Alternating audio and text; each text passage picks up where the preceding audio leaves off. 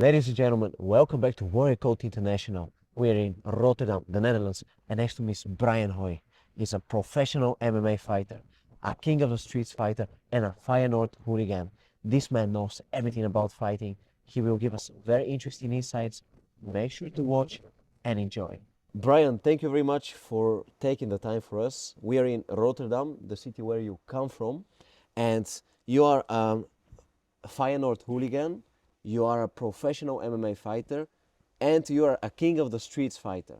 But I want to start first with, I'm curious to know, when you were a kid, because very often fighters say, I used to fight a lot when I was a kid. Or they say, oh, actually I got bullied.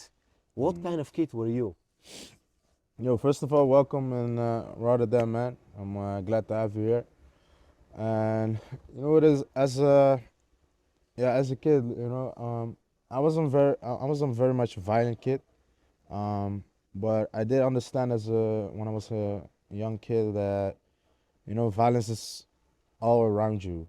So it can always be there, right? Some people they live in this weird fantasy that nothing can happen to them because they're just being a good person that doesn't exclude you from a violent situation, So as a young kid, I just knew, you know, violence is everywhere, and you just need to be prepared for it. And as a kid, I was just always ready. I was like, all right, if somebody walks up to me, somebody tries to take my ball, what used to happen before when I was a kid, I would just fight them, Mm. And from there on the spot, you already have this basic feeling of survival because you're like, yeah, I'm not gonna get bullied by that. Mm. So um, some people let themselves get bullied, but I don't, man. So as a young kid, I just understood, that you can people can attack you for any reason, like even if it don't make sense, right? So I was like, yeah, I'm not gonna let them do that to me. So yeah, man. From there on, I just started fighting. Started actually was it more like defending myself, not even fighting, more like defending yourself. And yeah, as soon as you start defending yourself, then you see other people who ain't defending themselves and they get bullied, they get picked on, and it's like a progression. You just see it, right? Like first, they have new shoes, then they get their shoes taken away, on the schoolyard. Like, can you imagine? Like you go to school, you're like 4, 5, 6 years old, and you have new shoes, and people just they just rob you of your fucking shoes. And I'm like, shit, man. Like, why don't they do nothing? Why don't you just hit them at least? That's something that would occur to me. And yeah, and by just seeing those things, you're like, yeah, you see, like you need to have, like after that happened, we always do like commentating, and we're like, yeah, you see, he got punked. You got treated like a bitch because he let them treat him like a bitch. So it was like, yeah, now if somebody do that to me, then I'm fighting him. I'm punching him in the face, etc. And from there, you just get this, these rules for yourself. Like, yeah, you need to stand up for yourself.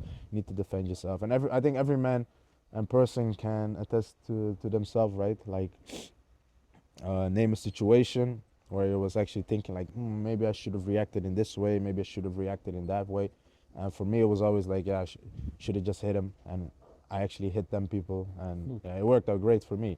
Mm. Because if you actually hit somebody, then they're not gonna do it the second time too.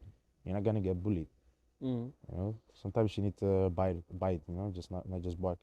But what was it like growing up here in Rotterdam? What kind of cities? Because you share that you had to stand up for yourself. What kind of place was Rotterdam when you were growing up? Well, actually, I was actually born in The Hague, which is also a big city, and it's basically the same thing over there. So people they just prey on you. Like if you was weak, like I said, like they try to take your shoes, they try to take your chain. Imagine you get a chain from your grandma or your family, your auntie. You go to school, you want to show off. "Hey, I got a new chain," and some kid from your class walks up to you and he's like, you know what? Fuck you and your chain, and he just rips it off you, right? Like in my world, like you need to fight that guy. If not, And then people are gonna take more from you and more from you, and they're gonna rob you. So I've seen that happen since I was a kid. I've seen that happen when I went to high school, and even later on. You know what I mean? Mm. And I always say, like, even though, like, if you have a regular job and you work, there's always this kind of this atmosphere. Like, some people, they kind of get bullied at work. Um, some people get snared at, or they, like, they talk shit to them and they don't react. Then they get talk more shit about them, right? And then they just continue with that and continue with that, and it's a cycle, So people are always gonna treat the lesser guy as shit, basically. But in my opinion, it's more like, yo, how are you gonna react to that? And that was a rule, like a life rule, that I learned when I was 4, 5, 6 years old, like very young. And I was like, nah, I'm not gonna get bullied. That's why I've never been bullied. Because if somebody tries to act like a bully towards me, I'm actually punching them in the face. You know what I mean? So But how did you develop that mentality? Was there like a situation which because of which you became developed that mentality? I think just when you witness things, right? Like from because I grew up in Transvaal. That's was a neighborhood in The Hague, and like they basically downed the whole fucking neighborhood because it was basically a shithole over there. It was not a very nice place to live in. A lot of junkies, a lot of people fighting, drug addicts and whatever. But yeah, but just being there, it's a tough environment. So people are more edgy, right? I've also been like I've been to black schools, I've been to white schools, and it's such a big difference. For example, when I actually went to the white school, I was the toughest guy, or I was the toughest kid in the white school. I was like, what the fuck? Mm. Like, how do you mean you're like somebody is treating you like a bitch, basically? Like, you're just gonna take that? And they actually took that, and I was like, no, just fucking hit him, man. No, no, no. And I actually hit a few kids at the white school when I was there. And immediately I had to go to the principal office, and then they actually expelled me, right? And like, I remember in the eighth grade, I actually punched the kid because it was some stupid shit. He called me a pencil, right? Because I was very thin. I actually punched him, and I broke his whole bracelets, right? On braces, his whole braces, right, in his mouth. And it was like around the last year of last few months, and we had like a how do you call that? Like a show that we had to do, right? Because we was going to a high school, and they actually expelled me from doing from doing the show because I actually punched the kid.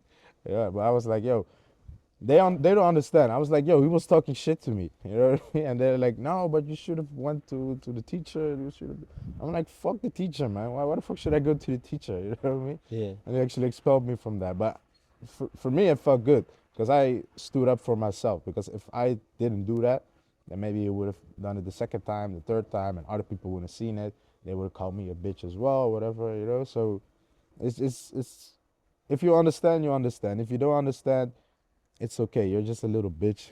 You don't understand that mentality. But what was the point when you thought, okay, I can fight. I always stand up for myself. Maybe I should try to train a combat sport. What was the moment when you thought, all right, maybe this could become my career, or maybe I should start with this at least? Well, the crazy thing is that even though I understood this mentality when I was a young kid, uh, later when I went to high school, that's the first time when you encounter new people. You encounter kids where you're the same age. Let's say you're like 12, 13, but you're with people in there who are like 15, 16, 17 maybe. So kids are bigger. Some teens are just big from the start. You encounter people who are better fighters than you, are tougher than you, this and that. So I remember when I actually got to high school, I was actually not like scared, but I was more intimidated. I was like, oh shit, you have more people. You know what I mean? Like in elementary school, you're the toughest kid. In the white elementary school, you're the toughest kid. Um, then when you go to high school, you're like, oh, he does kickboxing. Oh, he's a fighter. He's an actual fighter. I was like, what the fuck? So that's why I actually we had like a little group back in high school, and we was like always doing like some stupid kids game, right? Like fighting games, and um, you have like when you can park your bicycles and stuff. They have like a whole area in the Mm. high school, and we was just fighting over there, or we were going like shin to shin, or like some stupid shit. They're like, yo, can you kick this pole really hard? And it's like a metal pole. And like, yeah, I can do it. Tung, I can do it hard. Tung, I can do it 2 times. Like just like shit like that. And also from movies as well. Like, yo, try to grab me here, by my collar. Then you grab you, and then you try to arm lock him, and no, it doesn't work. Oh yeah, it do work, and this and that. It just starts from there, and all of a sudden you just like for me that I was like, yeah, I actually want to do this more because I was actually when I was a teen, I was actually scared, man, to fight. So not a lot of people know that, but because they know me how they know me right now. But uh, yeah, as a kid, I was actually I was there was a point where I actually was scared for confrontation or for fights and this and What that. age is that? I think around 12, 13, 14. I think yeah, maybe when I got to high school actually. Mm. So I grew up with that attitude, but then when you meet people who are actually stronger or bigger as well, then I was like, oh shit, you know what I mean? You need to do extra, for to be able to face them. And that's why I actually started with self-defense. With like a lot of people, they start with kickboxing, but I started off with self-defense with Wing Chun. And then I got into Bruce Lee. Then I knew about Kimbo Slice. Then I knew about MMA. And then I was like, yo, if you do MMA, because I watch Fedor as well, it's like, yo, if you do MMA, then you're the baddest fighter in the world. And then I actually started doing MMA because I want to be the baddest fighter in the world. And like right now, like 2025, like around this age, I'm like, yo, if for example, if you say like you do MMA right now, people are just like, oh, all right, cool, cool. Well, for example, if you say you do King of the Streets, then people are like, yo, like the reaction I have when I say I do King of the Streets is the same reaction I had back in the day when I was 15, 16, and I told people, yeah, I do MMA. Some people, they knew what MMA was, and some people are like, what's MMA? Is that thing with the cage? It's like, yeah, yeah, cage fighting and this and that. And then they watch the videos and like, oh, shit, shit. You know what I mean? Mm. And like, for example, now if you say you do MMA, people are like, oh, cool, cool, cool. Show me some videos. And they're not as excited, right? But if you say you do King of the Streets, then they're like, yo, you're a fucking gladiator, man. Mm-hmm. And I just pride myself on that, right? And it's a progression, and it's basically you just start off um, by not wanting to fight because at first I didn't want to fight King of the Streets. You Mm. know, I didn't get scared, but I was like, yo, I don't want to do that. But I think like if you go out of your comfort zone, like fuck your feelings, basically. That's the attitude I have. Like if if you think about it too much, you're gonna get scared by it, right? But I was like, nah, I just need to do it. I can't face myself in the mirror and be like, yo, I'm a real fighter, but I'm scared to do that, King of the Streets. So I just put my feelings aside and I just did it, and did it again, and again, to the point where that voice in your head, you just you're beating yourself basically. That's the point, Mm. because there are also a lot of fighters, MMA fighters as well, who say that they want to do King of the Streets, but one day in there, and they get hit on the nose, on the eye, on the lip, or anything like that, and then they're like, nah, I don't want to do this anymore. But when you Mm. start off with, I actually don't want to do it, but you force yourself to do it, that's how you overcome yourself. At least that's what I believe. Instead of Mm. saying like, yeah, I actually want to do that. It looks cool. It looks great.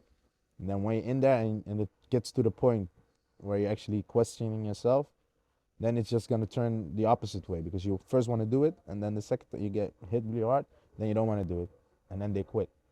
Because Mm. there've been a lot of MMA fighters, and you would have you would have thought that MMA fighters are tough, right? But I can tell you, a lot of MMA fighters ain't really tough, man. Mm-hmm. But when you started with the with the Bruce Lee things, you were playing with your classmates, you were basically having fun, kicking the something, But Yeah. when you were 19, you made your MMA debut. In 2013, you fought for your professional debut. I mean, Hmm. you've been fighting for already 12 years. Can you tell me what keeps you going? What drives you to keep on fighting? Because you've got more than 30 fights, professional. What keeps you going? What motivates you? Uh, you know, especially the last few years have been weird because you have we all had Corona, COVID. Um, I feel like even though I fought a lot, I feel like I still haven't fought enough. I feel like I still have a fire in me. I still want to compete. I want to fight. Um, on the ground or like professional MMA leagues. I want to reach the highest level.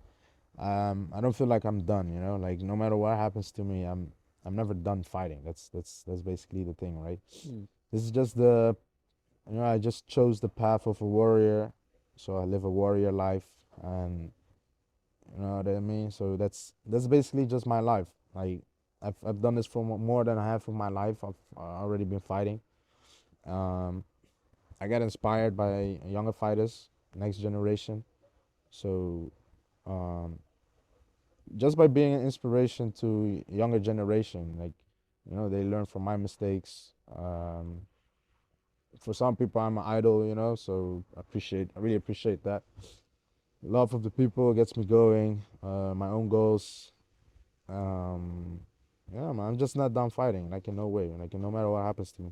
But having in mind, you've got a very interesting image because, for example, in the UFC, there is no fighter who is a known hooligan, who has fought at King of the Streets, and who is also a fighter. So your personality, how much could it help you? Obviously, you can fight, but also your personality. How interesting could that be for the UFC to sign you one day? You know it is. Um, I just do things right. I live life by my own rules, by my own codes. Um, I just whatever I feel or whatever I don't feel like doing, I just do the opposite, right? So if I feel scared to do something, I'm gonna do it, you know. And even fighting underground, for example, it just helps. It's like kind of like therapy because if you fight underground, no rules, no time limits, bro, how are you gonna get scared to fight for 15 minutes or 25 minutes in a professional cage with a referee and you know what I mean? Like with gloves, rules, and that shit. So I feel it just helps me to get to a different level, different point, um, and it just aids me in my MMA game, right? You just bring a different energy, and I feel, especially when people watch UFC, like right now, you only like I'm not a big UFC or MMA fan anymore, because I used to watch every card. It used to be um, from Saturday night to Sunday morning. Used to watch every UFC card, all of them.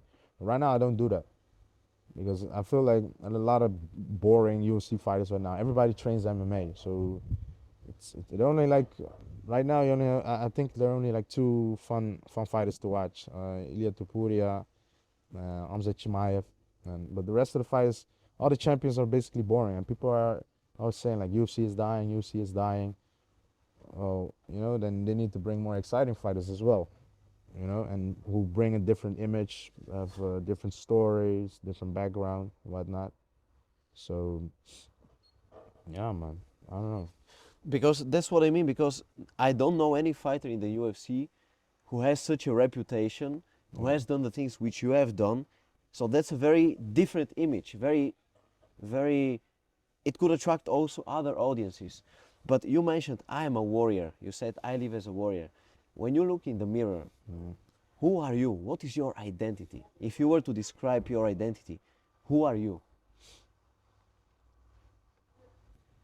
That's actually the deepest question I've ever been asked in an interview. That's dope, but no, like I said, yeah, we like as fighters and me as myself, right?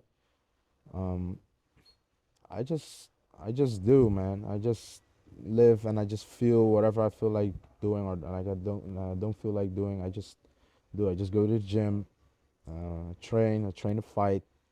Um, like most of the time, I always train to fight, not even. But now I'm trying to learn as well, learn more techniques. because I need to switch up my MMA game more.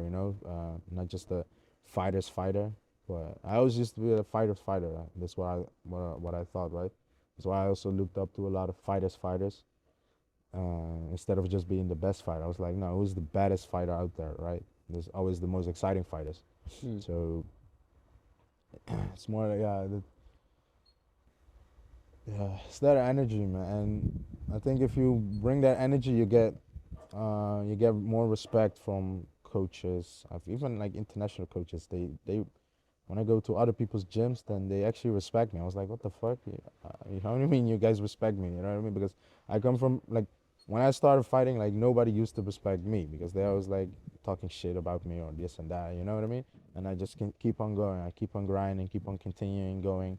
People always used to talk shit from, bro, from like way many fights before, but you keep going, man. You just keep on working, and eventually they have to take you serious, right? Mm. They see your name popping up constantly, and I'm like, yep, I'm still here, motherfucker. But I have to ask you, what I'm very curious about is, so your identity is you're a warrior, you're a fighter. You do things that you don't want to do. If Mm. you're scared, you do it. But many people say, I'm a fighter, but let's say Francis Ngannou pops up, or let's say somebody pops up that you know you cannot beat. What would you do? Because people say, I'm a fighter, but then when they face like a real fighter, they avoid that person. Are you afraid of anyone, and would you fight anyone on planet Earth? Well, you know what it is, like the talking about definitions, right? Mm. I believe the definition of a fighter is not only when you. It used to be when you step foot in the cage or in the ring, then I used to be like, you're a fighter. And now I don't believe that anymore because anybody can step foot in the ring or in the cage. Like right now, my definition, and maybe in 2, 3, 4 years, my definition will change again. But right now, I believe you're an actual fighter if you're actually fighting, and if shit goes bad for you, you get knocked down, you get taken down, you get cut, you break something, whatever, and you still keep on fighting. You know what I mean? And you actually overcome the odds and you win. That's when you're a fighter. You Mm-hmm. know, everybody can, like, if you took 10 random people on the street and I knock all 10 of them out in one round, am I a good fighter? No, because what's the first thing people gonna say? Yeah, he's never been tested. Like, how does he react when shit goes bad? How does he this? How does he that? There are always questions, right? Mm. People want to see you being tested. And that's the definition of a fighter. When you're being tested, when you get knocked down, for example, you stand back up and you knock him out, you take him down, or you take Mm. the W. That's when you're a real fighter. Mm-hmm. Not when everything just goes right for you, because then more questions are gonna pop up. Is he Mm. fighting the right opponents? Maybe he needs to go up one weight class. Maybe this, maybe that. You know what I Mm-hmm. mean? It's the same as how people judge fighters. So if a fighter does well in one weight class, they're like, yo, move up, move down, fight him, fight that, fight the guy from the other promotion, Mm-hmm. fight him with no rules. You know what I mean? Like all these questions because people don't want to see perfection. Yeah. People want to see struggle and overcome that struggle. Mm-hmm. So yeah, and I believe I'm that. So But how did you? Because you mentioned when you were a teenager, you did have some dose of fear. You were afraid of a confrontation. Now you've become the opposite. You're the person who does not care about a confrontation. If there is a confrontation, you will always fight. How did you make that switch? How did you change? because you know what the crazy thing is, the crazy superpower that we as humans have, we can actually change ourselves. We can actually change our core. So the scared little guy, whatever it used to be, you're not always gonna be that person. You know what I mean? You're not always gonna be. You're not defined by who you are right now. You can always change. You can always try to become a better person. Um, Sometimes some fucked up shit happen to like a lot of fucked up shit happen to a lot of people, but that doesn't mean like they're bad people inherently, right? Maybe it happened to when they was kids and they couldn't process it or something like that. So even for me, like I used to, bro, I said it before. when I was a teenager and even a young adult, like in my early 20s, mid 20s, sometimes I was scared to go to the fucking supermarket. Like, it don't even make sense. You know what I mean? I was just scared. I don't know why. And with all these weird fucking voices in your head, and you just overcome them by just doing it. You know what I mean? You just do it, and eventually that voice is gonna die down, because if that voice pops up like yo fuck this and that, you're worrying, and it's like nah fuck you, you know what I mean? Just go. That's why I can be very harsh on myself, and I can just say like yeah fuck your feelings, fuck you this, fuck you that, but it sounds it sounds hard to people, you know, like because it's a very direct way of speaking, of talking. But that's how I talk to myself, because I overcame myself by actually talking to myself like that. Like if a scared feeling pop up, I'm like, nah, fuck that feeling. Boom, we're gonna do it. Scared to fight somebody, fuck that. Boom, we're still gonna do it. I accept the fight, because what you gonna do? Like people are like, yeah, you need to listen to your feeling. No, you don't. You can decide how you wanna react. You can decide how you wanna be. And by doing that, then the other voices get stronger. You know what I mean? So you can change yourself basically. That's the superpower that we as humans have, right? You can, if you control your mind, you control your brain. If you do things out of your comfort zone, things that don't feel right or feel scary to you, and you do that, and you pass them, we can tell you anything, right? So But you also changed at a later age, because you say also maybe in the beginning of your early 20s yeah. you still had those voices. So you were not that person who you are today. Mm-hmm. But how would you say, how do you deal with intimidation, with fear and intimidation? For example, you're fighting an opponent, he looks very intimidating, you know, he tries to intimidate you. How do you deal with that fear and intimidation? It's not even like fear, intimidation, but when you overcome yourself so many times, and your body just knows, like if my manager gave me an opponent right now and I say yes, and he sends yes to the promoter, then it's already on. So you can't back out. You know what I mean? You can pussy back. You can say nah. I've thought about it. I've thought about how I felt. This and that. I'm not gonna do it anymore. I don't feel right. No, you cannot. You know what I mean? Because nobody would respect you if you did that. Nobody would respect you if you accept the fight, and like 5 minutes before the fight, for example, you're gonna be like, nah, I don't feel like I can beat him. You know, I'm just gonna pull out. Nobody would respect you if you did that. That's the act of a coward. That's the act of a bitch. You know what I mean? Yeah. Like, the thing is, if you say that you're gonna do something, you're gonna do it, no matter how you feel. I've had so many fights where I felt like shit, felt bad, like you have this battle in your head or whatever, but you're still gonna do it. Those are actually most of the times are the fights that you fight the best at them. You know what I mean? Because there's this risk, there's this this fear or something going on. And I used to thought I never had fear, but I just kind of blocked it out, because I'm like, I can feel afraid, but the point is you're still gonna fight either way. Like even if I was maximum or like maximum like frightened or anything like that, or like maximum fear, I still wouldn't make that walk, right? I still would have walked to the cage, to the ring. I still would have fought. Like it doesn't matter how you feel. So and by experience other types of fights as well. For example, if you fight 20 against 20, it's scary. You know what I mean? But by actually doing that and by succeeding in that, then the next time you're gonna be like, all right, I done and did this, done did that. Like it's just a fight, you know what I mean? And you just see how it goes. You just trust in your skills, and this is like next to actually training and fighting, right? This is just more like the mental game for yourself, because you always have this battle with yourself, and it's a battle, right? Because you're still gonna make that walk, you're still gonna fight. So try to relax as much as you can. If those voices pop up in your head, try to control them. Try to talk out of it. Try to rely on the things that you've done some training. Uh, it's a mental game, man. It's basically, and I don't actually I say that.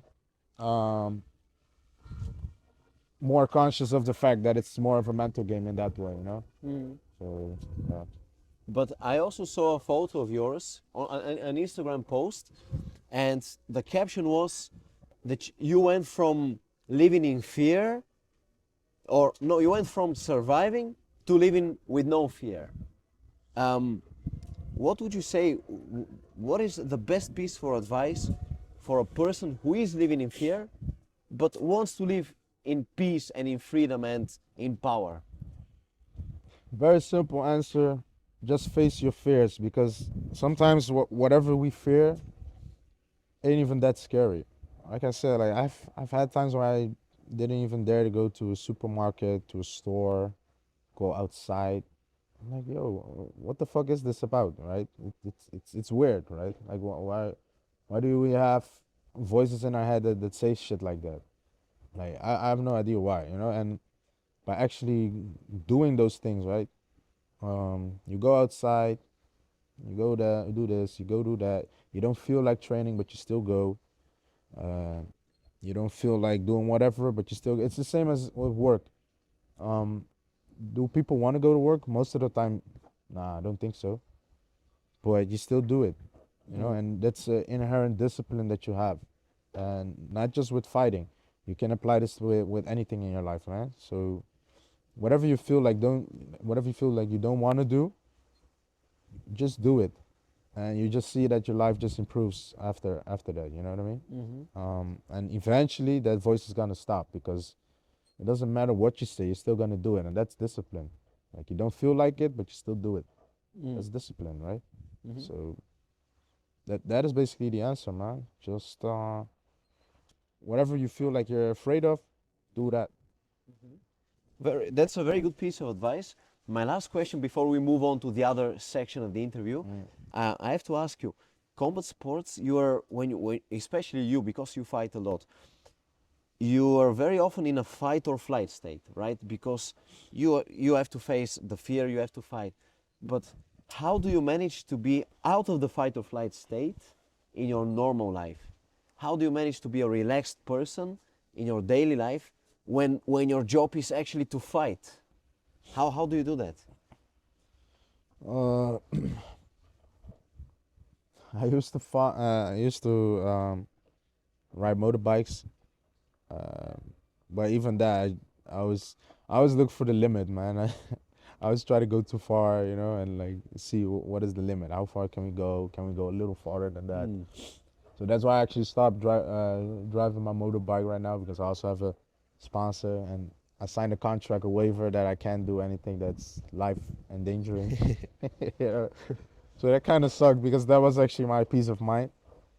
Um, yeah, I have my kids right now, um, but yeah, I'm still gonna fight. Like, doesn't for me it don't matter. Even if I got 100 kids, I'm still gonna fight.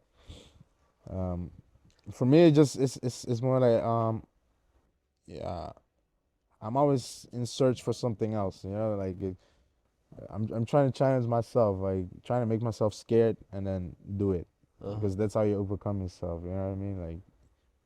Like I said, like fucking forest fights or anything like that. I don't give a fuck. Like 20 against 20.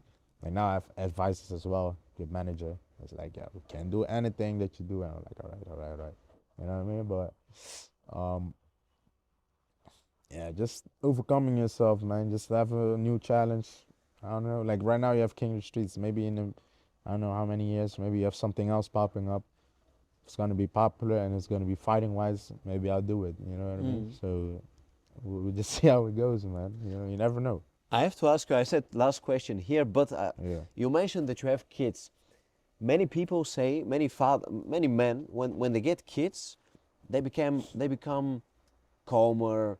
They avoid dangerous situations. They become tamed. But in your case, you keep on doing these crazy things. How have you changed ever since you got kids? Sounds weird, but I've changed only in the way that I actually want to be a better person for them. I said better person, but that doesn't mean that I'm less crazy or anything like that, or less. dangerous or anything like that. You know, I still do the same kind of thing. Um, the only thing I actually took out was just like driving my motorbike, but that's because I signed a waiver and a contract. You know, that's the only reason why. If we didn't have that, then bro, I'd be popping wheelies from right here to there. I actually did it before. Like this is a very common spot here in Rotterdam. I drove my bike so many times around here as well. But you know, it's like when you have kids, it do forces you to re-evaluate your life, and like you look at it differently, maybe through a different lens. But I was already doing what I did. Like I already stood behind what I did, right? So what is there for me to change? You know, about my life, even having kids. You know what I mean? I'm like more like, yo, I actually want to show my kids, like, yo, I just do what, um, yeah, do what I want in a way like, but I'm actually doing what I want by not doing what I want. You know what I mean? Because I at first I didn't want to do it, but I still do it, and people think that I like doing it. That's the Yeah. formula. So It's kind of a twisted thing, remember? yeah. If So you feel me, you feel me. If you don't feel me, then yeah, it's all good, you know. so you started. Can you say that again? That's a very good line, but can you say that again? The line. You, you started Yeah, loving what you hated. yeah. I started doing things that I didn't want to do Yeah. until it reaches the point where people see me doing things and they think that I like doing it, but eventually I don't even like doing them at all. You know what I mean? But I make them look like I like what I do. I make them look that I love what I do. Yeah. So Yeah. that's basically the thing. That's a very good conclusion to this conversation. Now we're gonna move on, and you're gonna tell me more about King of the Streets, about Feyenoord, and about your passion for fighting in general. Oos. So yes, Brian, we are in Rotterdam. Very beautiful city, by the way. Really very beautiful city. I know that you recently trained with Michael Venom Page and with KSI. Could you tell me what kind of experience was that? Yeah, man. I've trained with MVP, KSI, and people from London Shoot Fighters. I still believe that they're one of the best gyms, MMA gyms in the world. And training with MVP has been great. He's a top 15 UFC fighter, world ranked fighter. He's very good. He has the most unusual striking style ever. And there's nobody who's more unconventional and unorthodox than him. Learned a lot of tricks, a lot of things about timing as well from him. And KSI as well. He's a very famous YouTuber, very famous influencer. Good boxer as well. Very powerful. He's from Nigeria, so he packs a good punch, good power, solid explosiveness, and yeah, man, just great. You know, I can work with UFC fighters. I can work with YouTubers. I can fight with pro fighters. Basically, anybody that wants to work, we can train, man. So yeah. But for the people who doubt KSI and his boxing skills, how good is KSI in boxing? KSI is legit, man. In with boxing, like I said, he's very explosive. He has a little bit of that MVP style going on. Um, Good explosive power. He's way better than people want to admit that he is. You know, people always want me to say like, he sucks, he this, he that, but no, he doesn't suck. He's very good. You know, so he's very good, good solid fighter, man. So, And yeah, respect that. but what do you think? Let's say Jake Paul would face KSI in a boxing match. Who would you give the advantage to? It's hard to say. I've never sparred with Jake Paul, and same with Jake Paul. People like to shit on him for the opponents that he's faced and for his skills or anything like that. But he does fighting right, and he represents fighting well. Maybe it's not the opponents that people want him to face, but people want to see him fall. People want to see him lose. You know, so he does something right. People are still tuning in, and he's getting all these big sponsor deals and Netflix deals and whatnot. So how can you hate on a man like that, right? Yeah, So exactly. I actually respect all the influencers who actually do boxing fights, MMA fights, anything fighting related, because they get to witness what it is, you know, like it's real lifestyle that we live. Yeah, yeah. The wind is very strong here, by the way. But I have to ask you. Obviously, you have fought many times with bare knuckles. Can you tell me when you fight without gloves, what is important? What do you have to pay attention to? Oh, when you fight bare knuckle, it's very important to align your knuckles in the right way so that you can make a good solid contact, right? To keep it simple, what you need to do is like if you have your forearm right here, um, when you make straight shots, then you try to hit with the first two knuckles. So you make a very tight fist. The thumb is very important. You really try to tuck your thumb under the index finger and the middle finger. Really squeeze these two together.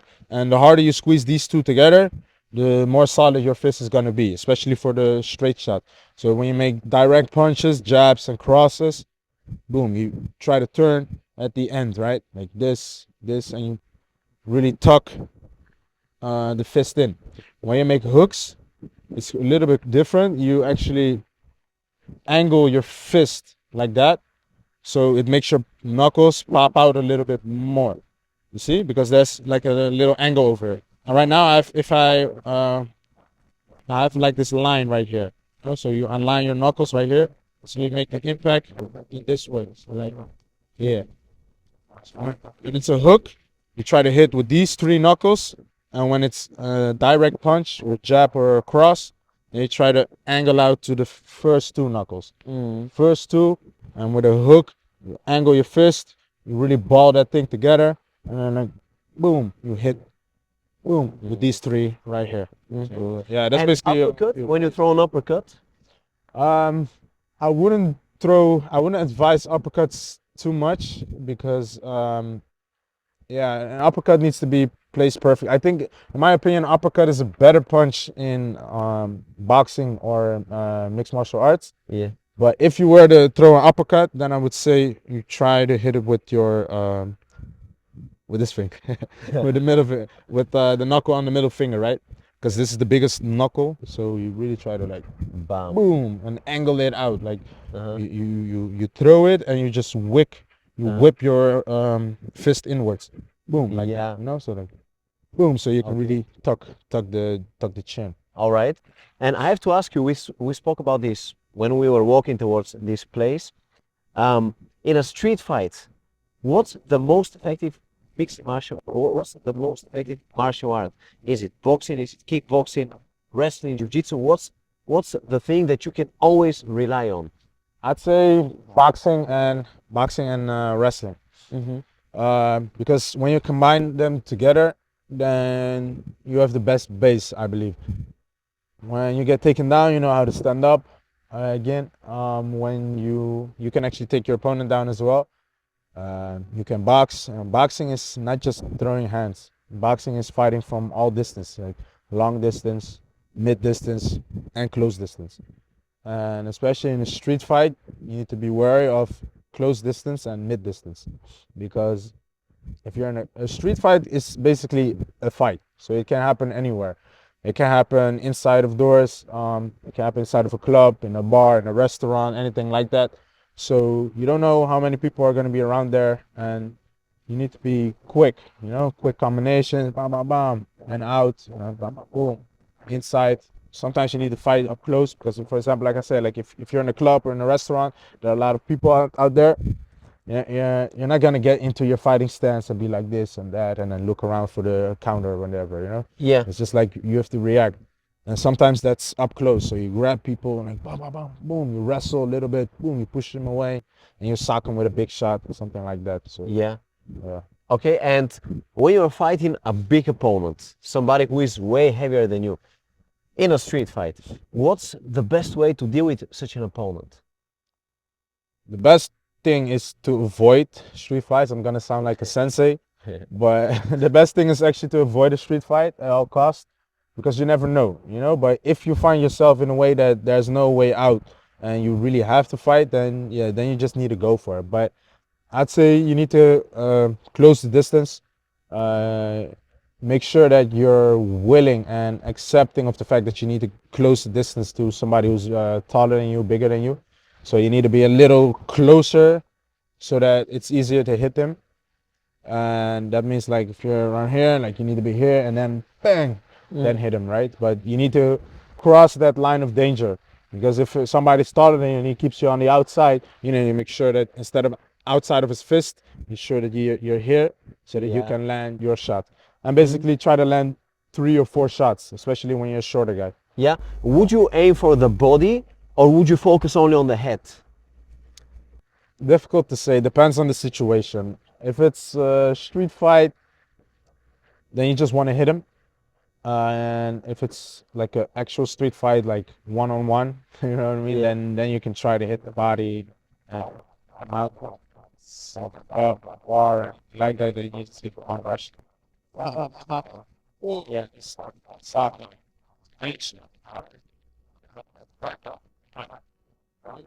All right. And what would you say? Because I see your hands, you've got a lot of, I can see that you've broken your knuckles many times. But what do you do to make your hands strong? To condition them? Um, when I was a teen, like when we was sitting there at the bar before, right?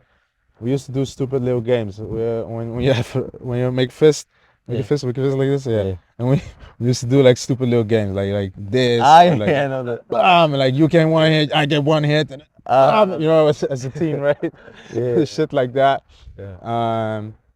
We also used to do with we had like a coin, like a €2 coin, and you put it on the table, and then like, you just suck it, like you kick it until it was bleeding, right? And then we had like blood over the table. Yeah. Just stupid shit like that. And then later on, when you grow up a little bit, then it's about the alignment, right? So you try to do push-ups on your knuckles.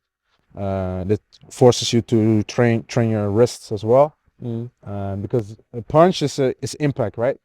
So you need to train your wrist to be able to handle that impact, so your wrist doesn't bend this way or that way, right? Yeah. Like for example, right now, what I just do, like normally I always have it on me, but I just have this thing where you can just grab all day, like a circle or just device, right? And it just grip strength the whole day, Yeah. like with the left and with the right.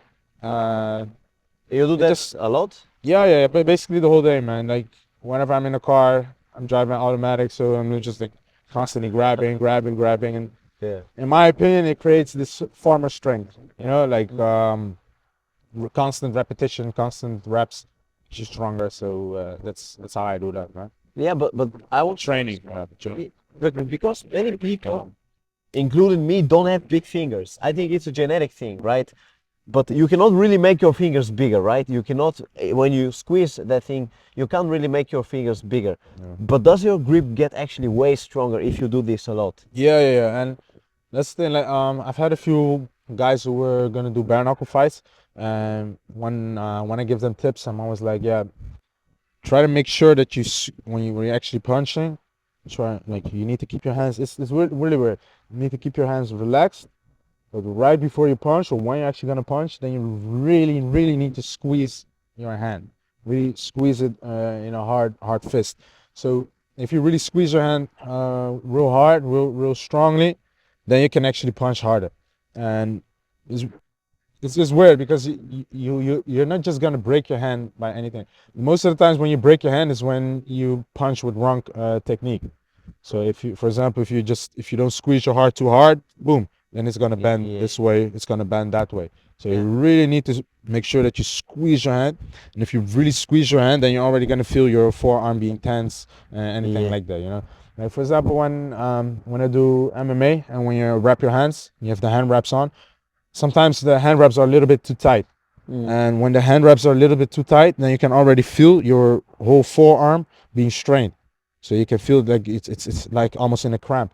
You know what I mean? So that means like if you really squeeze hard, then you're gonna feel it in your forearms as well. So you need to train the forearms as well. I'm gonna tell you one cheat way that I do. Actually, arm wrestling. Arm wrestling training is actually a very good way because it's isometric. So isometric is power that's not really moving, right? Yeah. So you're like constantly pulling, and then strains your body. It's a maximal effort because you're actually trying to move something that's not really gonna move with force against force, basically wrestling. Yeah. That's why they call it arm wrestling. Yeah. So that's those are a few tips and tricks that I try to use. You can even try it with elastic bands. Like you have a pole, whip a elastic band around it. Here, try to find the tension and like lean back and squeeze in it. Squeeze, squeeze, squeeze. Try to make a fist like you make a hook. Squeeze, squeeze, squeeze, squeeze, or keep it straight. Like pull, pull, pull, pull, pull, pull, pull. And take the red elastic band. It's tougher, right? And you can get more squeeze in it. If you have like a lot of hits, there's a lot of like tips and tricks. But when you fight in bare knuckle, I've noticed, for example, when somebody throws a punch and you block the punch like that, it hurts. Yeah. So how do you block the punches in bare knuckle, knowing that when he punches you and you block like that, it still hurts? Yeah. How do you block? Yeah. For bare knuckle fighting, I have a different way of defending. You have a lot of fighters, bare knuckle fighters, who fight with a high guard, like they try to protect the face, slip, slip, ooh, ooh, ooh, and they try to go inside like that, right? I try to keep more like an upright stance, around right around here, and throw your shots. And I like to use more distance, basically footwork. Try to use Yeah. more footwork, so boom, boom, you extend your fist. You try to hit the person at the extension of your fist, at the end. Yeah, yeah, yeah. Boom. And if his head is not there, if you're not hitting him, boom, then you just take a little step back. Yeah. Because if you're not hitting him, or barely not hitting him, that means he's either stepping back or he's slipping to the side and he wants to come back with a shot. So, boom, if you feel like, oh shit, I haven't hit him while I'm actually extending my arm, try to make a step back. And I don't really believe in blocking too much, especially with bare knuckle, because all them shots are gonna get through. You're Yeah. gonna get poked at, and you're just gonna take unnecessary damage. And the thing is with bare knuckle damage is that actually hurts, because you have boxers, kickboxers, MMA fighters who did bare knuckle fighting, and when they get socked at the right spot, you can see them like almost crying on the floor. You know what I mean? And can you imagine a fighter almost crying from the pain? Yeah. You know what I mean? And crazy. that's basically the essential way of a fighter, right? Because that's what we do. Yeah. So when you take the gloves away, then it's a whole different game, whole different pain, whole different sensation. So But you said that some bare knuckle fighters, they put the hands here, but you have no guard like this because your hands are small, right? So how effective could that be in a bare knuckle fight against a toe opponent? For example, when you don't cover anything basically. yeah, Could it yeah, be effective? yeah. It's whatever you make. It's whatever you make work of. How does it? Whatever works Whatever for you. Yeah, whatever you make, you need to make it work for you. That's what I wanted to say, right? If you feel like this is gonna help you, because then you can try to roll undershots. And for example, if I'm a taller fighter and I try to pick and poke at somebody and he's trying to go under, then you can expect a big Yeah. explosion, right? Yeah. So instead of being like wary, I'll be like, yo, lower my level so that your guys are at the same eye level. And when you're at the same eye level, then his explosion is not that fast. Yeah, yeah, yeah, You yeah. know what I mean? Because if Yeah. you have a tall guy and you have a small guy, Yeah. and the small guy is moving, he's used to being the Yeah. smaller guy. So he is exploding from the legs, boom, to the taller guy. But if you're actually lowering your level a little bit and you're almost looking eye to eye, and then he cannot just move side to side because you're actually on the same level, and so your reactions are actually the same. Yeah. Instead of him being more explosive, when you're a little bit evening it out, then you can actually trying to pop him with a jab whenever he tries to move his head. Yeah, but the smaller guy, if he wants to cover the distance, if he puts the hands here, will he not get hit too easily if his hands are here? Although he does that, but will he not get too easily hit if the hands are here? In bare knuckle. Depends, because you have people who make that style work for you. It's not. I get what you're saying, but you cannot just discard the one way or discard the Yeah. other way, right? So it really depends. And if a fighter makes it work, then he makes it work. Because there are fighters who are less technical in bare knuckle who still win against people who are deemed to be more technical, but they win through grit, they win through tactics, or they close the distance quicker. So that's why with the bare knuckle boxing, it's a that in itself is a different fighting style because you can make things work which normally shouldn't work. Yeah. You know what I mean? So Yeah. if you're more like head movement and you make it work, then it works for you. But if it doesn't work for you, then you need to switch it up. You know Yeah. what I mean? It's different. Yeah, I can't really answer that question because it kind really depends on the fighter. Yeah. For But example, like Mike Perry, he used to be a champion with bare knuckle, and he was a very tough guy. He used a lot of head movement. MVP, for example, he's way more technical, but yeah, he still lost that fight. You know what I mean? So yeah, sometimes it works out like that. That's why it's the fighting game, right? It's unpredictable as well. yeah, I have to ask you about kicks in King of the Streets or in a street fight in general. Kicks, how effective are kicks? How much would you trust on kicks or rely on kicks in a street fight? Um, I don't. I barely use kicks. Only kicks that I use are soccer kicks. So when somebody's on the ground and I boom, and I fucking kick him to the head. Because I believe if you throw a kick, then every time you throw a kick, you're always standing on one leg, so you have less balance either way, right? Somebody grabs you, throws you to the ground, or anything like that, then it's a more dangerous situation. That's the thing when we're talking about street fights.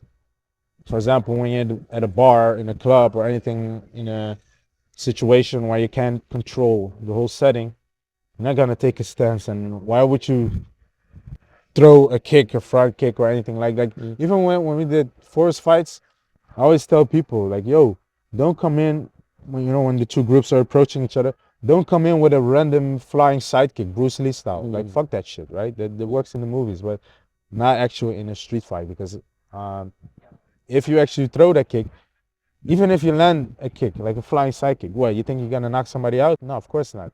The thing what happen is they're just gonna sidestep. You're gonna land, and you're gonna get taken down to the floor. You know, so it's a way to get off balance a lot. If the fight drags on, then it's a smart way to smart thing to kick.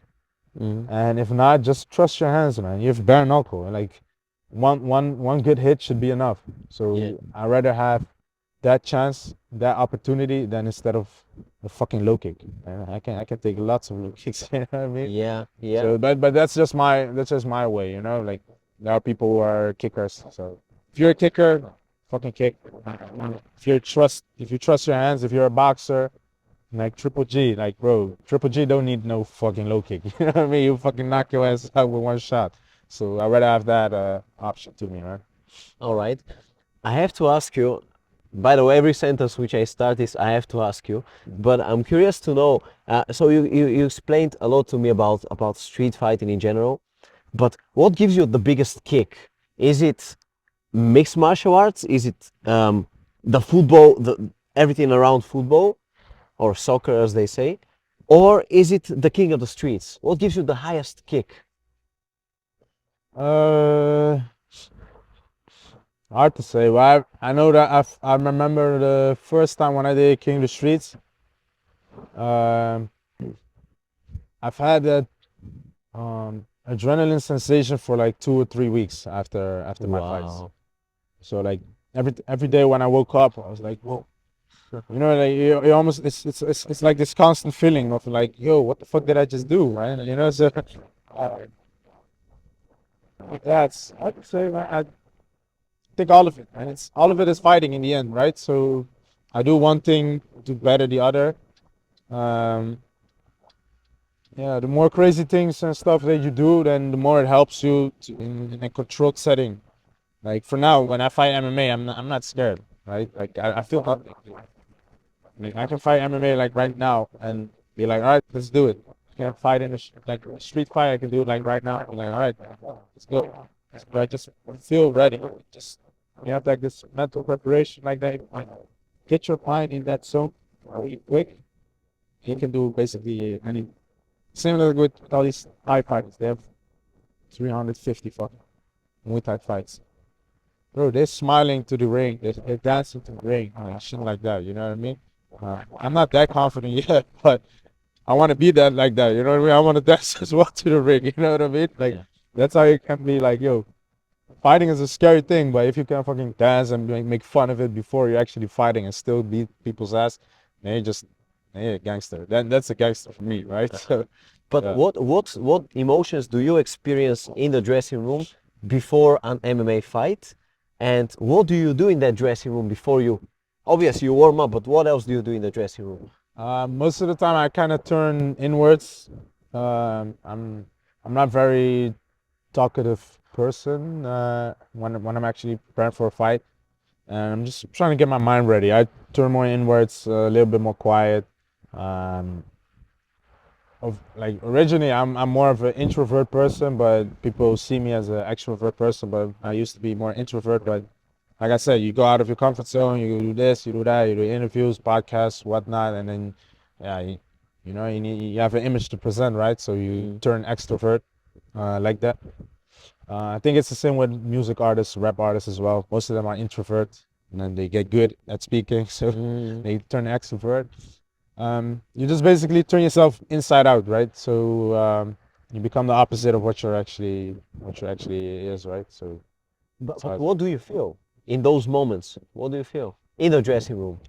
it, it it doesn't really matter what you feel because you're still gonna fight. Like I said, like if you're actually there and you're like 15 minutes away from actually fighting, there is no way that you can back out of the fight anymore.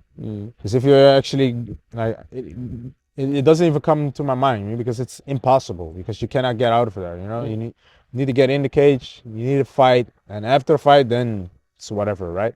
Yeah. But so yeah, you're still gonna do it. You're still gonna show up. Like the best thing to do, the best thing I advise is just try to be as calm as possible. Um, be wary of every situation that can happen. And sometimes you're trying to visualize the fight, how it goes. But I don't do that anymore, man, because I think it's kind of a false confidence because you never know how the fight is going to play out. It's always the guy that you didn't expect from who's going to fight harder, and the guy that you expect a lot of shit from that is going to fight less or anything like that. So you never know, man. And especially with fighting and training camp, that's why I don't do fighting studies, for example. I've had that happen many times before when you're actually fighting a guy and you expect him to do this, to do that. You expect him to pressure you. And then you're fighting him. Then all of a sudden he's backing off. He's running away and shit. I'm like, what the fuck? This was not what's supposed to happen. But maybe he had an injury. Maybe he changed his mind. Maybe he was like, yeah, you know what? For this fight, I'm gonna do this. He expect me to do it. He expect me to do, and I'm actually gonna do that. You never know, so just be prepared for everything and be prepared for things that you don't want to be prepared for. Be prepared for a war when you can expect a war. Um, prepare for a technical battle when you expect a war. You know what I mean? So it kind of goes both ways. And when you're calm and when you make sure that you're not being surprised by anything that can happen, even bad shit happening to you, I think that's when you perform the best. Yeah. And what is the most difficult opponent who you could face? So, not in terms of technical qualities, but Yeah. what's the fighter that you face and you think, okay, that's a tough one. Actually, I think the people who take all the emotions away from a fight. Sometimes I'm a pretty emotional guy. I try to get in my opponent's head. I try to make them fight me. I like that, because then they're putting a little bit more sauce on their own punches and kicks that they throw. They kick a little bit harder than what they may be trained to do.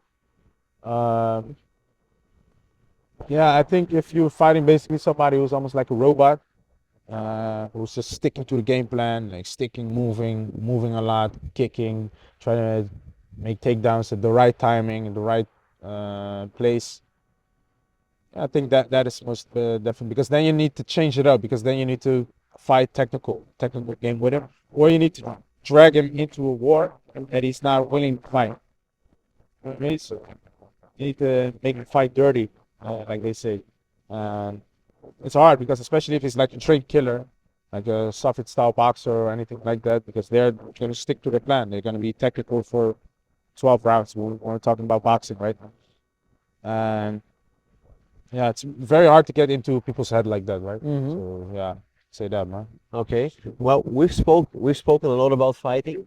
We're gonna go to the last occasion, and we will also get you. So thank you very much so far, and we keep on moving.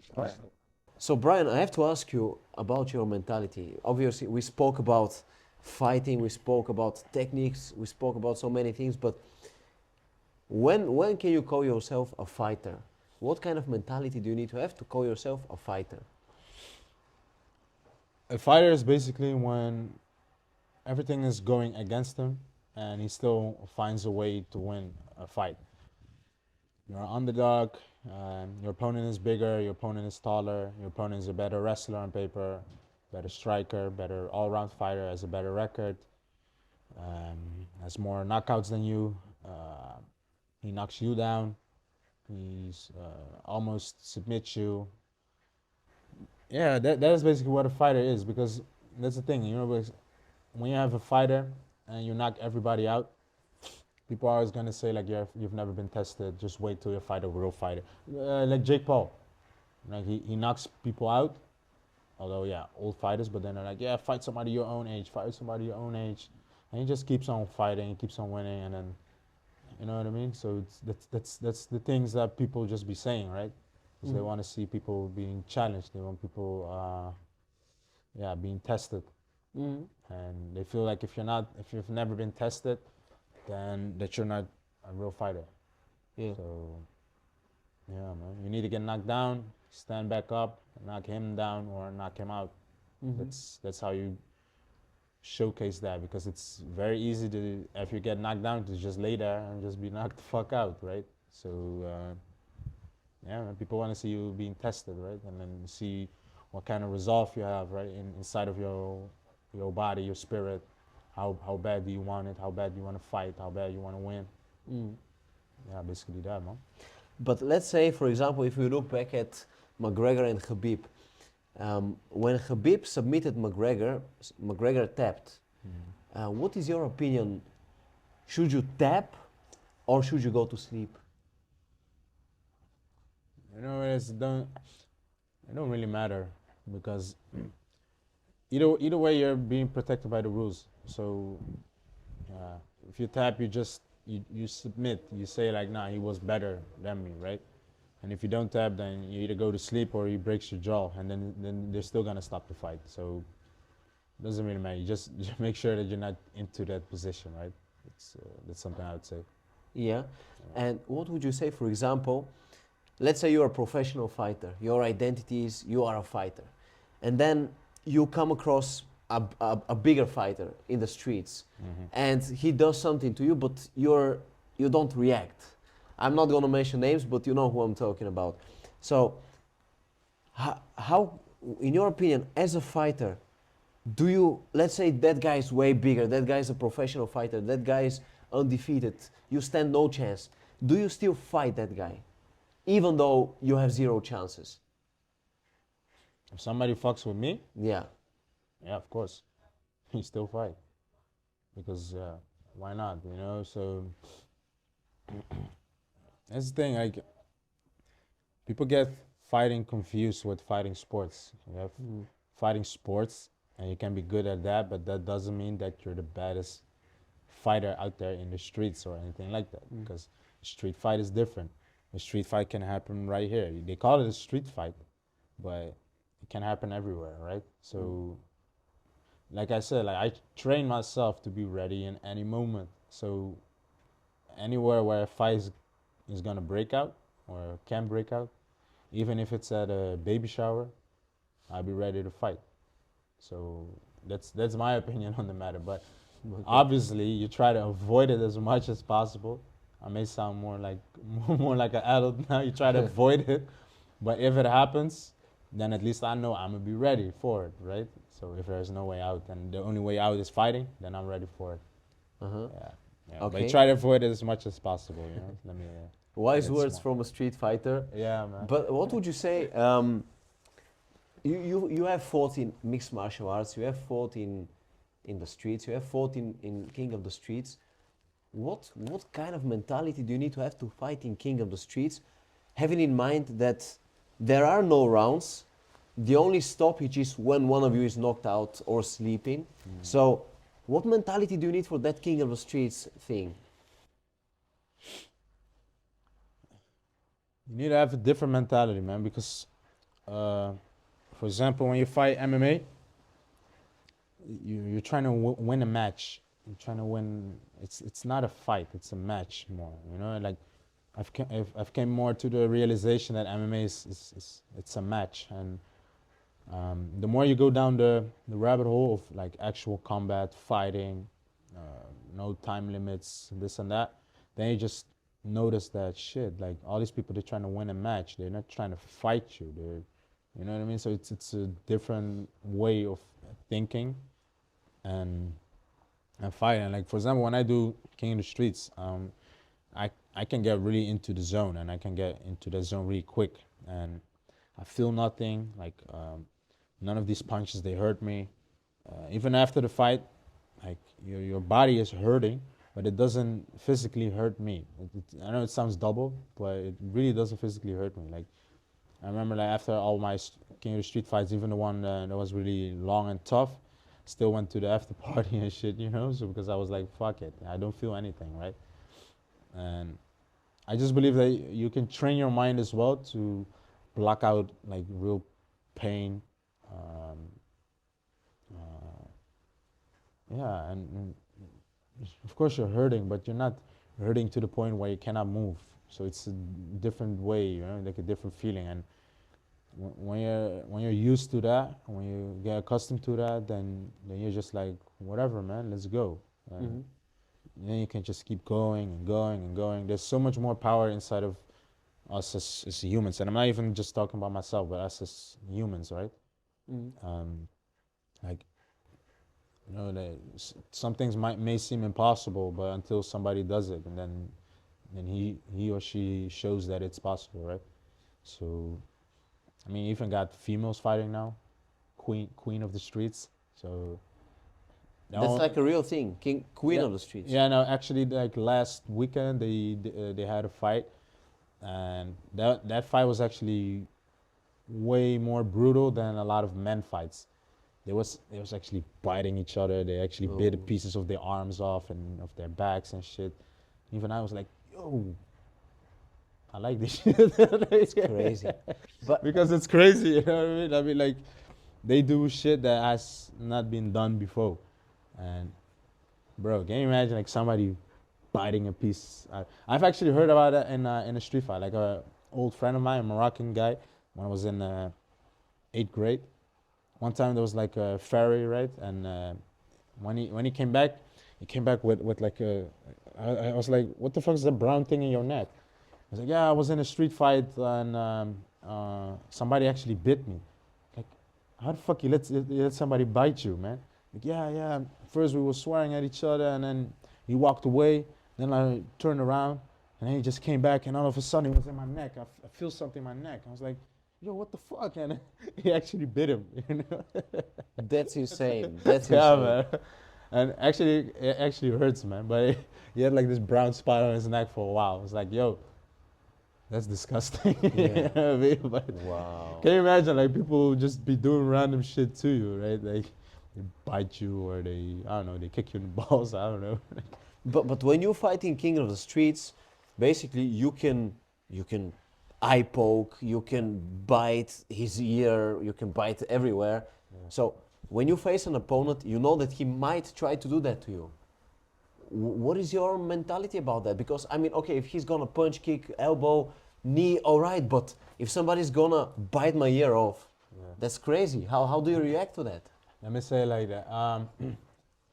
In my last fight, because no, in my first fight actually, I went one of my cornerman, and before that, because I've never experienced that type of way of fighting, right? Where you can basically do anything. I was actually talking with him. I'm like, yo, I can actually like kick him in the balls. Like, should I just for my first fight, right? I was like, yo, should I just like Bruce Lee style, like kick him in the balls, poke his eyes out, and like finish the fight in like 10 seconds? And we was like going back and forth, like playing devil's advocate, right? And he was like, yeah, but if you do that, will you get respect? Will you do this and that? And we was actually really having deep conversations about it, right? And in the end, like my conclusion was like, you know what? I'll just fight whatever way that I know best, right? And then I'll just see what happens. But actually, my last King of the Street fights, because I already had those 2 fights before, and my last fight, I actually removed that part from me as well because I I don't know what my opponent is gonna do, because I fought against the MMA fighter. I was like, yo, maybe he's gonna poke me in the eye, maybe he's gonna try and kick me in the balls, but I was like, yo, am I gonna wait for him to do that and then respond to it, or am I gonna be proactive in doing those moves to him before he can do that to me because I have more experience with these type of fights. So I actually poked him in the eyes. I kneed him in the balls. I actually bit him as well, and he actually bit me back, and that shit actually hurt. So I was biting him, and then he bite me. I was like, "Oh shit, motherfucker, you bit me!" And well, I actually did that first. That's actually funny, right? And um, but yeah, the thing is like the ironic part is like in the end he didn't want to do those moves on me. He could have pulled my hair or whatever, but he did not do it. But I was like, no, I already made my mind up. I'm gonna do it before he even thinks about doing it to me. So I was like, fuck it, you know what I mean? And I got a lot of hate for it, but I don't give a fuck because people are like, yeah, you need to fight with honor. Like, my American friend Eric Olson, he's the guy who won by eye pokes. He said it the best. What the fuck is honor? What the fuck is honor in a street fight? You want to fight with honor, you ain't gonna end up like the guy from Gladiator from the movie, dead. You know what I mean? He died. You know, he died with honor. But yeah, I don't give a fuck. You know, I want to live to fight another day. You know what I mean? Like I don't want to die. Yeah. So, and it just makes a different side of you come out, right? And people are stupid either way because they're like, yeah, no, we don't want you to eye poke. We don't want you to kick him in the balls, but elbows to the back of the head is okay, and you know what I mean. Like knocking somebody out with bare knuckles is okay. So even the fans, they don't even know what they want to watch. They want to watch no rules until it gets to the point where it's no rules, and they're like, no, we do want rules, but a little bit, not too much, and this and that. The point is you cannot listen to them, and that's why I actually respect King of the Streets because they don't bow down or they don't budge in no way from what the fans actually be saying, right? They always say like, yeah, no, just take out the eye pokes. All right, and put mats on it as well. Make sure that they can't kick in the balls, bro. Before you know it, then you're just gonna keep on adding rules and more rules, right? And I always say the same thing. I still say, even in MMA, they need to take out like I don't know, like so many more rules. You know what I mean? Like make soccer kicks legal, make stomping legal, take that 3 finger or 3 point rule, take that shit out. 12 to 6 elbows is back now, finally, because I actually got, they actually took 1 win. Can you imagine? They actually took 1 win for my MMA record because they, they said I did 12 to 6, but when you look at the video footage, it was an angled elbow. So they took 1 knockout win of my record. They put it in a no contest just because of the rules. So he got knocked the fuck out, my opponent, but he get protected by the rules. I'm like, nah, in a street fight, you're dead. You know what I mean? Yeah. So I don't give a fuck. You're dead, motherfucker. So yeah, oh, yeah, it's whatever, you know. So they can't break me. I still bring that energy. Like I know they don't like it. I know they don't like the energy that I bring, the street fighting energy or that purest type of fighting. But I don't give a fuck. This is how I play the game. This is how I continue to play the game, and there ain't a fucking thing that they can do about it, right? So But that's how I approach it. I also know. So, for example, I remember in one of your fights at King of the Streets, you were giving knees to the back of the head of Yeah. your opponent. Can you imagine? Like people don't like eye pokes, but that shit is way more damaging Yeah. than that. Like if you poke somebody in the eye, then yeah, it's like my eye, this and that. He taps out, and then the fight is over. But like for example, in that fight, I did way more damage to him with other illegal moves that nobody even gives a shit about, because like that was actually one of the fights that actually went viral because people were sharing those clips like, oh, knees. People were, you know, a lot of these fights, people watch it at parties. They didn't even know that. They're like, yo, want to see something crazy? I know this guy, Hoy boy, this and that, and then they put it on, and then they actually filmed it over, and you can hear them talk shit like, yeah, knock him the fuck out, yeah, bash his brains in, this and that, and then they're like, yeah. People want to see blood. Can you imagine? I'm an MMA fighter, but the first thing people always ask me when they see me is like, when are you gonna fight King of the Streets again? Because people don't care about my health. People don't care about my well-being. You know what I mean? They don't care about me. They just want to see me fight. They just want to see me fight in wars or knock somebody the fuck out, this and that. So fans don't know what they want to see. You know what I mean? And they don't care about my health or anything like that. I'm just a fighter, so like I fight anywhere. I fight anywhere, any place, anytime, whatever, if I have to. So yeah, man, that's that. You know what I mean? Like sometimes I like for fun. I just do like these polls on Instagram. You can do like these questions, like yo, MMA or King of the Streets, and like fucking 93% of the people vote for King of the Streets. And I'm like, yo, yeah, I'm an MMA fighter who did King of the Streets, but most people got it twisted. They think I'm a street fighter who does MMA on the side, right? But that's how I made my name. And that's how they want to hate me for it. Like I actually made my name off that. I got a lot of privileges, a lot of opportunities, a lot of chances and fights, more money, way more money than all the other people, all other fighters got, because all these other people and all these other fighters, they're just how do you call that? Like just like basic MMA fighters. I have a different story. I have a different vibe and attitude to me. So you either like it or you don't like it. And if you don't like it, it's okay. But stay the fuck away from me. Don't talk about me, don't mention me or anything like that, right? So that's in a short way, that's my attitude, basically. But if you're while you're giving knees to the back of the head of that person, you know that that's very damaging. That's really a crazy move. Don't you get like the thought of, hey, wait, but I don't really want to damage him that badly. No, actually, What goes through your mind? no, actually, when I fight MMA or King of the Streets, I actually want to kill my opponent. It's real simple, because I take it personal that they accept the fight against me, because you get a name, a face, record, and whatnot, and then like, yo, you want to fight this guy? And yeah, I want to fight him. Then it's already on. Then it's personal already. Like some people don't take it personal, but I do. And for me, it helps that way. I don't want to be friends with my opponents. I don't want to shake your hand. We're gonna fight. We're gonna fight in front of thousands, millions of people. You know what I mean? If I get knocked the fuck out like that, then people are gonna be sharing those videos. So how can you say it's not personal? Get knocked the fuck out, make people share it, laugh about it, Photoshop your ass, make fun of you, this and that, talk shit about you and whatnot, and then see if it's personal or not. You know, so if you just take it that way, then fans are ruthless. You know what I mean? They're stupid, they're smart, and they're also ruthless. They don't give a shit about you. So they want to see me in street fights, even if I have an MMA career. They don't give a fuck. I'll be world champion right now, and they still be like, "Yo, when are you gonna fight King of the Streets?"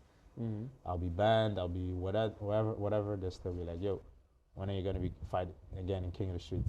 You know what I mean? So, But like I said, it's the way of a warrior, you know. So I don't complain about it, but I'm like, yeah, it is what it is, right? but what is something that the fans do not know about you? Obviously, we know you're always ready to fight. You're not afraid of a fight. But what is something that we don't know about you as a person? Oh, a lot of things, I think. Your personality. Who are you outside of the fighting thing?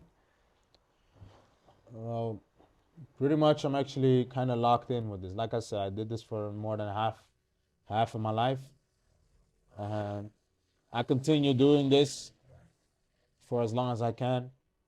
And basically, with me, is what you see is what you get. So pretty much, I'm a chill guy, relaxed guy, whatever. But if you want to fight me, if you want to cross me, then it's no problem. We can fight. you know. So If you want a problem, no problem. You know that line from 50 Cent. yeah, Yeah. basically that. I think that's very applicable to your life. Yeah, that's the thing, you know. Like if people want to have a fight, then it's all good. Like I've had even when like in the beginning of my career, people pull up to the gym, like these gym fighters. Mm. They're like, "Yo, who's the baddest fighter in this gym?" Yeah, me. What's up? Yeah, I actually want to fight you. And it was actually when I was a teen. It was actually a guy who wanted to fight me, and he was there with his fucking mom. I was like, "What? You want to fight me? Yeah. You think you're the toughest guy here, right?" I'm like, yeah. All right, let's fight. So I took my gloves off. It's like, all right, let's fight. And then he was like, no, no, no, no. Well, we're gonna fight with gloves. I'm like, no, no, no, no, no, no. If we're gonna fight, then we're gonna fight with bare knuckle. Then his mom was like, no, no, no, only grappling, only grappling. So I submitted him in like fucking 20 seconds. Uh-huh. It's like, get the fuck out of here. Yeah, get the fuck out of here. But I've also had other people, fighters, who actually had people pull up to the gym and they was actually fighting for bare knuckle for like 20 minutes.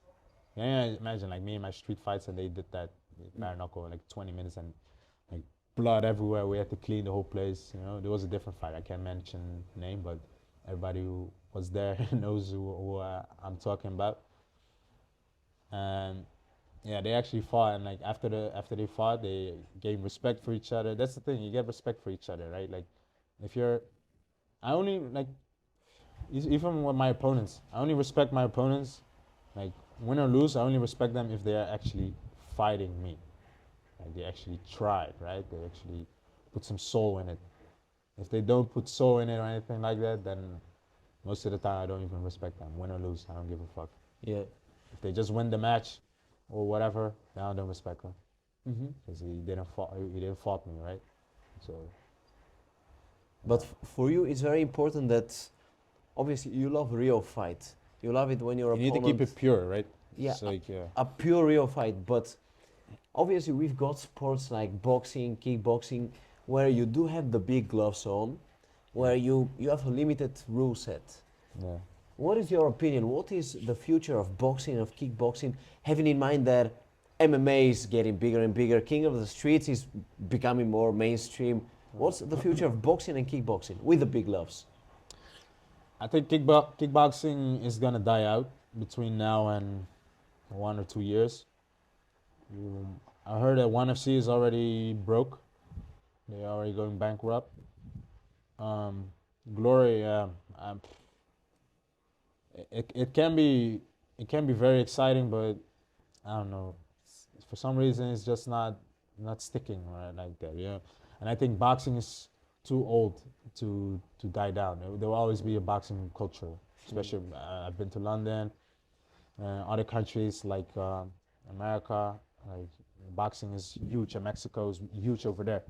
So I don't see boxing dying out, but I do see in the streets being more popular. More MMA fighters are actually crossing over right now because they think that they want to do it, but nah, it's the other way around. You shouldn't be wanting to do this, but you should only do this to better yourself or to see what you're about, like to test yourself, right? There's no wanting to do King of the Streets. That's a weird way of thinking because you know what can happen if it goes wrong for you. Like, you know, like this is concrete. Like, you want to get knocked out on that? No, you don't want to do that. You know what I mean? So that's that's a crazy way of thinking. But I forgot the question. The question was. Wait, I also forgot the question. Yeah. I also Sometimes just be rambling and random shit. But Wait, oh, what did I ask you? Yeah, but I definitely want to ask you last couple of questions about. You're a big fan of Feyenoord. You're a big supporter of the team. Why are you such a big supporter of Feyenoord, and where does your love for this team come from? well, when I was a kid, I was like fighting, but like any kid, at first wanted to be a soccer player, football player, but I come from single mom household, and I had a little sister as well. So there was not enough money for me to go to football practice, right? And actually, I always wanted to have a football shirt, so I never had that. And then I begged my mom, like, can I get a football shirt with my name on it, with my last name on it, and like that, right? And actually, the first shirt that she bought me was a Feyenoord shirt, so with the was a away shirt, so like with the white and green. And I remember like when I had that shirt, I just put it on, even with the shorts, and I was standing in front of the mirror and just imagine myself like taking the world championship with Feyenoord, right? Taking like the final penalty, right? Like if you score this penalty, then win the world champion, you know. So I've had so many like kid fantasies in with when I wore that shirt, you know, and that just continued, you know. So that always have a special place to me, right? Mm. And yeah, later when I got older, got to know all these people as well, and I just like the the vibe and the energy that people bring because like in a regular city there are so many regular people like you know what I mean, like people who if they were to have a fight, like if they were forced to have a fight, then they just quiver away or they hide behind I don't know how many people or anything like that, you know. And a lot of these people, they're willing to die for the club, they're willing to die for what they believe in. They don't give a shit about a lot of things and a lot of people and shit like that. And it just resonates with me as well. So you just find your group and you just rock with them, man. And when you have a lot of things going on and when you're in like life and death situations, then it forms a brothership, you know. So yeah, like I. There've been a lot of things going on happening that I just cannot mention. Can't mention everything, but it's a brothership, you know, and it's the same with training partners or people. Like for example, like the gym I've been to in London Shoot Fighters. I've been there for 4 weeks, and I've trained a couple of times as well over there, and we're on the same path, right? And they actually told me, and it stick to me. Like they told me like, yeah, it feels like we know you for years right now, man. Like it feels like you're just part of the group, and I felt the same way, and that's that brothership, right? I don't have friends. I always say that I never had friends or anything like that, but I say like rather have a brothership, because with a brothership you know that you have a group, a couple of people, and no matter what happens, you stick together. You know what I mean? Friends is it's weird. It's a weird concept for me because I can't have friends because I've known people who have friends and they were like, yeah, my friends called me and I need to go chill with them. I'm like, how do you mean you need to go chill? Yeah, for our friendship.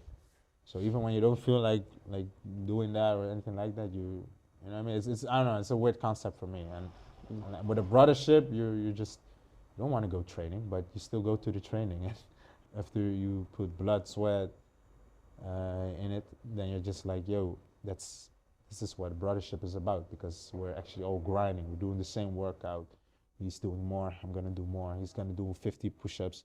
I'm gonna do 56, and you know what I mean. That you just up the level, right? And that's a brothership because you're actually improving each other. And I rather have a good brothership, and it doesn't matter in which country, than a fake friendship, right? So yeah, that's a little bit my mentality in it, man. Yeah, that's a very deep answer, by the way. I have one last question for you. What is the day, or when will the day come, when you will say, all right, I'm done with King of the Streets, I'm done with MMA fights, I'm done with Feyenoord, being a hooligan of Feyenoord. When does that day come when you say, I'm just gonna chill, I'm done with these things? Never, man. You know it is. I think when I was a teen or anything like that, I was like, yo, I want to do whatever I want to do, but life is not about what you feel like doing. It's the same. People go on vacation. I've never been on a vacation for I don't know how many long, right? How many, you know, how many times. Like my answer to that is this: if you have a boring job, and you work a lot and you go on vacation, then over there you don't want to do anything. You want to chill, right? Mhm. I cannot do that. I cannot go on a vacation. I cannot go to Paradise, Aruba, Curacao, or any other place with nice beaches. Just chill there on the beach and do nothing. Like I cannot do that. I need to go train in the heat, train in the cold, do this and that, chill a little bit, and then train again and work again. Like, and it doesn't even have to be like training just for fighting. It can also be, I don't know, fitness, CrossFit, high rocks, uh, fighting sports, anything like that. There's so much to do. Like, you can challenge your body in so many different ways. Like, why would you just want to chill? Like, our bodies are not meant to just chill and do nothing. Like, you can only chill if you actually put some work in, if you actually did something that was actually very taxing. Then you can chill, not the other way around, right? Nah, dude. So that's how I just look at it, man. But what's But the yeah, day when you stop competing? No competition.